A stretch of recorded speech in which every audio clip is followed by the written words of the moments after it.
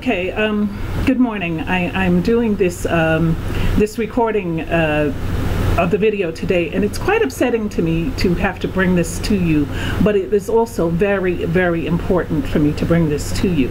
I believe I am being used as a pawn in the furtherance of the agenda of the Illuminati and the New World Order to eliminate the majority of the population. As a lot of you know, the Ebola scare had a lot of people concerned because now they were bringing people back here to the States for treatment for this, and who knows how many people they've encountered and infected on the way.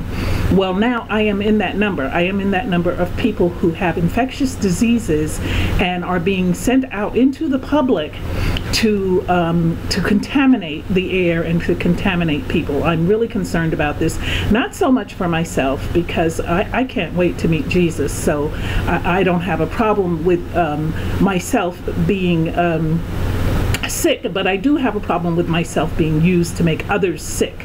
And what I'm going to play for you is very upsetting, and it's upsetting to me, and it'll be upsetting to you, and I am asking you for your help. And I actually, the minute I get out of this hospital, I plan to go public with this, and I'm going public with it now, but I'm going to actually go out on the street with a sign and let people know exactly what is happening. So here it is.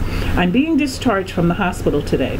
However, it's not because I'm well. It's because the diagnosis that they've given me, which I'm going to let you hear my doctor telling me the diagnosis, which is not a complete total clearance, it's that they don't know. They're not 100% sure, but they're releasing me because they need to wait a month for the cultures to grow to see if I am actively with the TB bacteria, if I am sick and if I am infectious. So they're releasing me back out into the public, knowing that I'm homeless, mind you.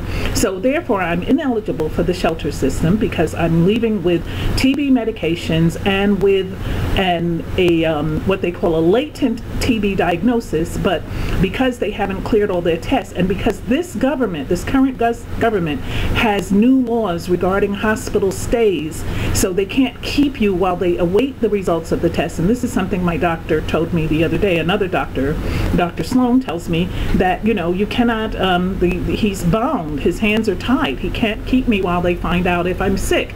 That now that they've done all the tests that are allowed, they also put a restriction on the tests that are allowed. And so now that they've done that, that his only option is to let me go. And then if they find out that I'm active, then they're going to hunt me down like they did before, like a rabid dog, and drag me back in here. But in the interim, who knows who I've infected. So you're going to see me out in public, and I'm sure that the media will get involved because they like anything that's controversial. And I'm going to be wearing my mask, and I'm going to let people know that I'm a homeless person with TB that has been released from the hospital, and I'm out here because they want you to get infected. And that's the fact. There is no other way around it. And I don't blame the doctors, and I don't blame my caregivers, but I do feel that there is something sinister behind this, and I'm sure I'm not the only one. I'm sure there's quite a few of us out here. I'm not sure if the movie is Manchurian Candidate or one of those movies, because Hollywood always likes to warn us about things that are to come. And I am being used to infect people.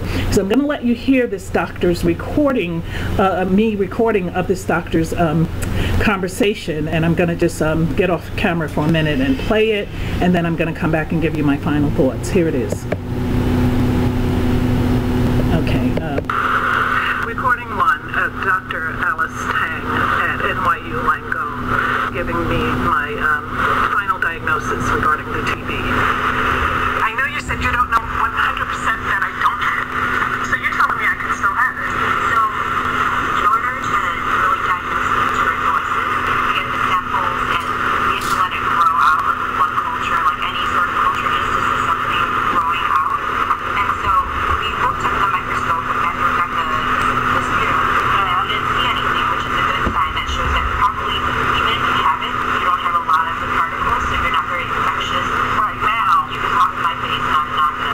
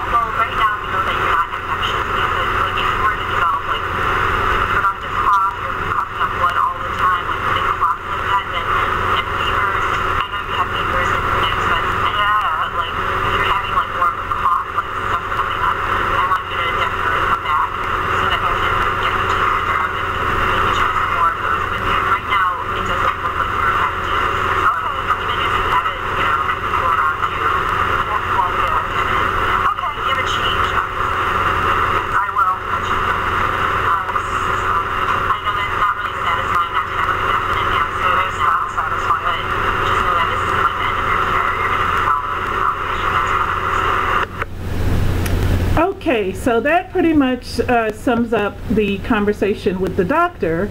And as you can see, I've got this mask. I'm taking it with me. I'll be out on the streets educating people. I'll be wearing the mask because I want people to know that they have infectious people that have been planted. Just like, I'm going to take it off now just for the purpose of talking to you, but just like there are people out there that have the AIDS virus, but they're actually not HIV, they're HIV positive, but they don't have the actual virus, but they are capable of infecting you with the virus. This is very similar. I have a latent form of TB, whereas I'm not active right now. It's not considered contagious, but it could become at any moment. So that means, you know, while I'm talking to you, I could actually, the spores could be growing in my throat, and I could actually be infecting you without my knowledge, and I won't know until I'm coughing up blood and so forth, and then they'll be like, oh, okay, now she's really sick. Now we bring her in. What happened to all the people that got infected in the interim? I'm quite sure that at some point I was infected by someone, because that's what it is. It's a contagion, so it goes from person to person. And I believe they chose me because of my controversial books. I know people are angry with me about my Hip Hop Illuminati book, because I exposed this wicked industry that I served for 30 years and how they use mind control to change the music to create gangs where there weren't any. New Yorkers, we used to be so smart. There never was Bloods and Crips in New York until the music changed it and everybody became gangster, and then all of a sudden people wanted to have gangs, and the young people became influenced by this. Before, and it's not a joke, in my book Real Hip Hop Gangsters, I show the rappers who actually indeed were real hip hop gangsters and how the music was formulated and controlled. Dr. Mesmer told you guys in the 1700s how music can be used to influence your thoughts and your actions. That's when he did his experiments with the dark lighting and the flashing lights and the music. This was all part of his experiment that showed that people could be controlled in the right environment. This is not anything new.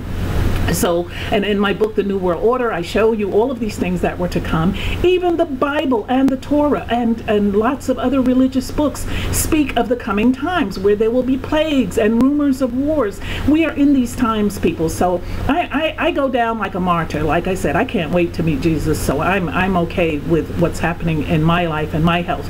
But I am concerned about you and your children.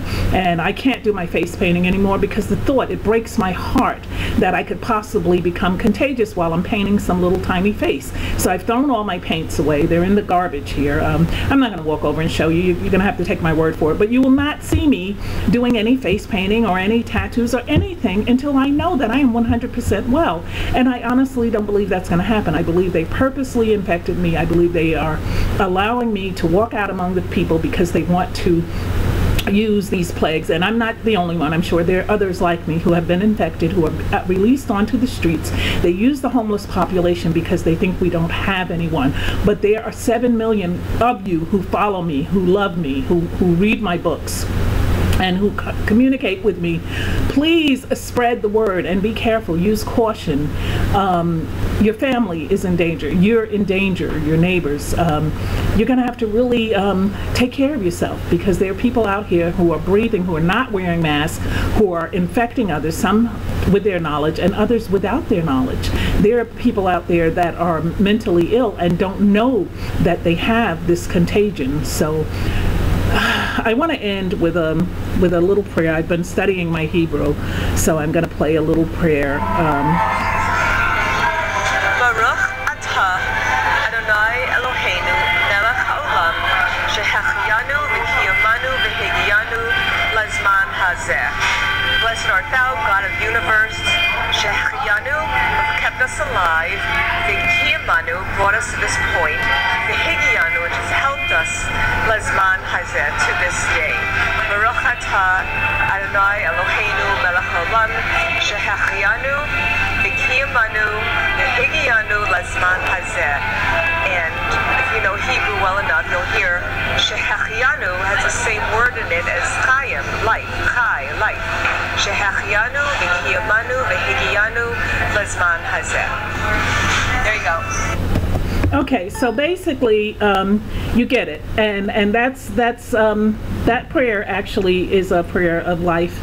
And thanks to my Hebrew teacher Vivian for instructing me on that. And guys, you just got to know it's not no game out here. It's serious. We're in serious spiritual times. Cover your house. Cover your household, put on the full armor, because the war is here and it's real, and I would hate for you to find out too late. Okay, thank you, and God bless you, and God bless you.